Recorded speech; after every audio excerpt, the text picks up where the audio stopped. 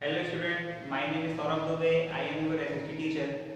आज हम लोग सबसे पहले एसएसटी में टॉपिक डिस्कस ना करके सिलेबस डिस्कस करेंगे, जो कि हमारा आज फर्स्ट क्लास है। एसएसटी का जैसे कि हम जानते हैं कि दिखने में एक छोटा सब्जेक्ट नजर आ रहा है, पर बहुत ही वाइड सब्जेक्ट है। इसमें आपको अलग अलग 4 पार्ट दिखाई दे रहे होंगे आपके सिलेबस में। पहला पार्ट आपको दिखाई दे रहा है जियोग्राफी, सेकेंड है हिस्ट्री, थर्ड है आपका पॉलिटिकल साइंस और फोर्थ है इकोनॉमी। हम लोग अलग अलग पार्ट को अलग अलग टाइम पर डिस्कस करेंगे, क्योंकि सिलेबस आपका बड़ा है और हमको जितने जल्दी हो सके वैसे भी आपको पता है लगभग हम लोग सितंबर लास्ट तक पहुंच गए हैं और हमको अपना सिलेबस भी कंप्लीट करना है। तो हम पार्ट कोई भी नहीं छोड़ेंगे, सबको कवर करने का हमारा ये रहेगा मेन मोटो कि हम सबको इस सिलेबस को कवर करें। सबसे पहले हम लोग ज्योग्राफी के सिलेबस को डिस्कस करते हैं आज की क्लास में। तो ज्योग्राफी के सिलेबस जैसा कि यहाँ पे आपको बोर्ड पे दिखाई दे रहा होगा, मैंने ज्योग्राफी के जितने सिलेबस आपको इस क्लास में स्टडी करनी है मैं आपको यहाँ पे लिख दिया। सबसे पहले हम देखते हैं जो सिलेबस का पहला टॉपिक है वो है आपका cartography and the study of map. Cartography and study of map कुछ बच्चे हमारे हिंदी मीडियम के भी हैं, तो उनसे मैं बताना चाहूँगा कार्टोग्राफी का मतलब होता है मानचित्र।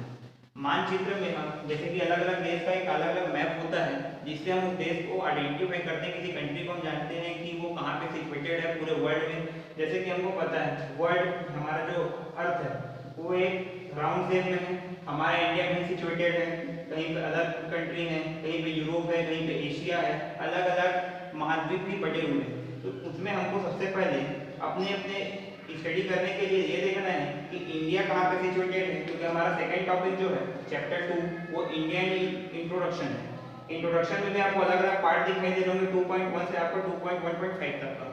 तो उसी को हम एक एक करके डिस्कस कर लेते हैं आज आपकी पहली क्लास में। तो सबसे पहले हम देखते हैं कार्टोग्राफी, जो अपना नेक्स्ट क्लास में रहेगा। सेकंड टॉपिक है इंडिया एंड इंट्रोडक्शन। उसके अंदर में देख रहे हैं आप अलग अलग पार्ट बटे हुए हैं। पहला पार्ट है उसमें आपका the physical features and the Indian सब कॉन्टिनेंट। मतलब उससे ये हुआ कि भारत अलग अलग भौतिक सांस्कृतिक रूपों से बटा हुआ है, उनके हमको स्टडी करना है कि एक देश में अलग अलग विविधता कैसे पाई जाती है। मैं कुछ आपको हिंदी वर्ड इसलिए बोल रहा हूँ क्योंकि हमारे कुछ बच्चे हिंदी मीडियम के भी हैं। जो इंग्लिश मीडियम के वो तो इजी गोइंग इसको समझ लेंगे कि मैं बोलना क्या चाह रहा हूँ। फिजिकल फीचर मतलब भौतिक विशेषताएं, हिंदी मीडियम वाले क्लियर करें। सेकंड आपका टॉपिक रहेगा 2.1.1 में ईस्टर्न हिमालय। हिमालय के बारे में जब हम स्टडी करते हैं तो भारत से जैसे अपन मैप ध्यान देंगे, एक रफली मैप बता रहा हूँ आपको मैं। तो हिमालय आपका ईस्ट और ये आपका नॉर्थ पार्ट है, इन्हीं के बीच में आपका हिमालय सिचुएटेड है। इसका मतलब ये नहीं कि पूरा हिमालय का जो पार्ट है वो इंडिया में है। इंडिया के अलावा यहाँ पे आपको पता है नेपाल है, तिब्बत है, तो बाकी जो कंट्रियां हैं और भूटान है, यहाँ भी हिमालय का अलग अलग पार्ट आपको दिखाई देगा। ठीक। थर्ड टॉपिक इसमें अपन आते हैं 2.1.2 में the vast northern plain. Northern plain का मतलब ये होता है कि हमारा उत्तर भारत का जो क्षेत्र है, नॉर्थ ईस्ट के मतलब ये आपका यहाँ पे आपका दिल्ली है, ये आपका एमपी हो गया, ये मध्य भारत में आ जाता है। यहाँ पे आपका पंजाब हो गया, हरियाणा हो गया, ये जो क्षेत्र हैं इनके में जो फैले हुए क्षेत्र हैं वो कौन सा क्षेत्र है आपका उत्तर भारत का मैदान। मैदानी क्षेत्र में आपको बहुत सारी मैदानों के बारे में पढ़ना रहता है। इसमें हम लोग जब यहाँ पहुंचेंगे टॉपिक में देखेंगे पांगर खादर का मैदान, ये सब हमको देखना रहेगा। फोर्थ आपका थर्ड टॉपिक इसमें आता है 2.1.3 में द पेनिनसुलर प्लेट्यू। प्लेट्यू मतलब आपका होता है पठार। जैसे कि हम लोग पर्वत पढ़ लिए, पर्वत के अलावा हमको इंडिया में अलग अलग पठार दिखाई देते हैं जो पर्वत से उनकी ऊंचाइयां कम रहती है और एक समतलनुमा क्षेत्र बनती है। प्लेन सरफेस भी आपको दिखाई देगा अपर सरफेस पे, जिसको हम क्या बोलते हैं प्लेट्यू। जैसे हम लोग अलग अलग देखते हैं तो अरावली प्लेट्यू हो गया, विंध्याचल प्लेट्यू हो गया और एक्सेट्रा।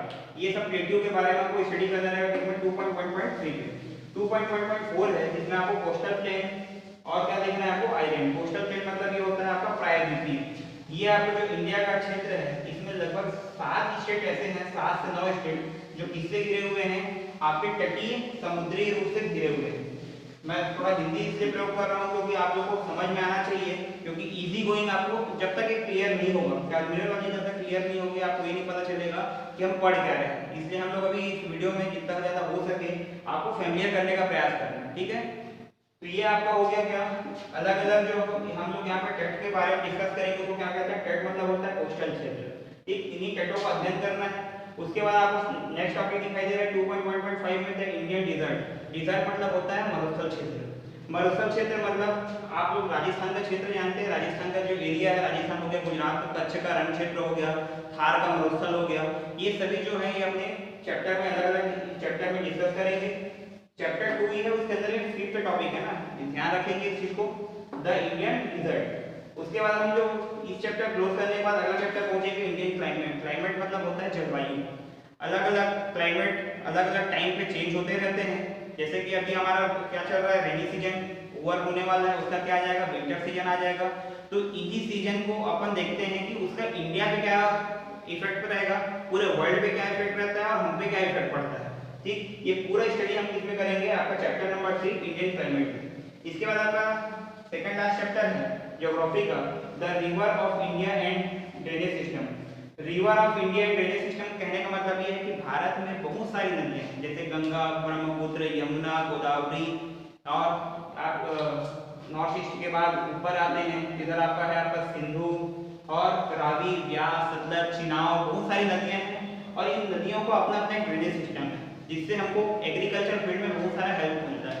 जैसे जैसे हम इनका स्टडी करेंगे ड्रेनेज सिस्टम के बारे में भी, कि कैसे किसी नदी के जल को एक स्टेट से दूसरे स्टेट में, जैसे कि हमारा भारत जो है लगभग 28 स्टेट हैं और हर के पास कुछ ना कुछ नदियां हैं।